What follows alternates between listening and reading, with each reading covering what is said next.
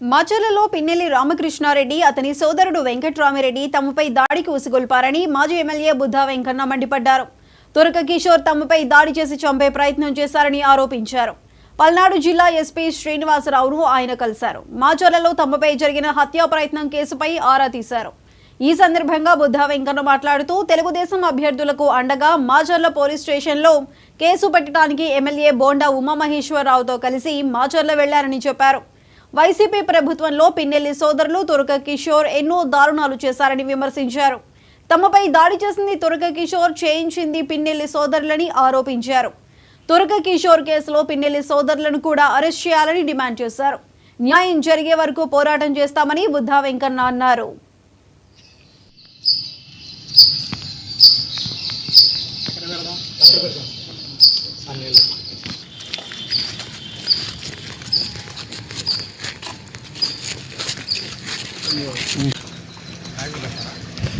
Macherla municipal ఎన్నికల సందర్భంగా మాచర్లకి నేను ఆ రోజు ఎమ్మెల్సీగా ఉన్నాను.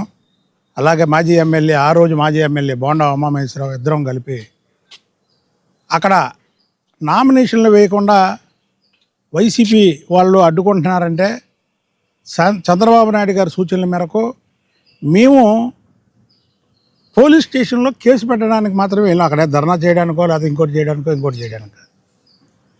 ఒక ఊరు నుంచి ఇంకో చోటకు వచ్చినప్పుడు ఆ ఊరోళ్ళు గౌరవించడం ధర్మం. కానీ ఈ పిన్నెల్ల రామకృష్ణారెడ్డి వాళ్ళ తమ్ముడు వెంకటరామరెడ్డి ఒక వేలం పాట పెట్టాడు. ఆ వచ్చినటువంటి వ్యక్తుల్ని చంపేస్తే రాష్ట్రం మొత్తం కూడా మాచర్ల నియోజకవర్గం అంటే ఒక క్రేజ్ వస్తుంది, మాకు క్రేజ్ వస్తుంది. మేము సంపాదించినటువంటి 1000 కోట్లు కాకుండా ఇంకా సంపాదించుకోవచ్చు, మీ అందరినీ సెటిల్ చేస్తాను, మీలో ఎవరో దీని మీద వెళ్ళి వాళ్ళని చంపుతారని ఒక వేలంపాట మాదిరిగా మొత్తాన్ని కూడబెట్టుకొని చెబితే అందులో ఈ తురకా కిషోర్ అన్నవాడు నేను చేస్తాను ఈ పని అని ముందుకొచ్చి ఆ రోజు ఆ ఎదురు బొంగతో నన్ను ఇక్కడ కొడుతుంటే మా నాయకుడు ఇచ్చిన ధైర్యంతో మేము కూడా ధైర్యంగా దాన్ని ఎదుర్కొన్నాము.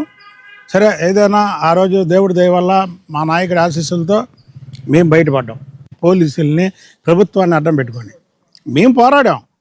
మా ప్రభుత్వం లేనప్పుడు మేము పోరాడబట్టాక మేము మాచర్లు వచ్చింది.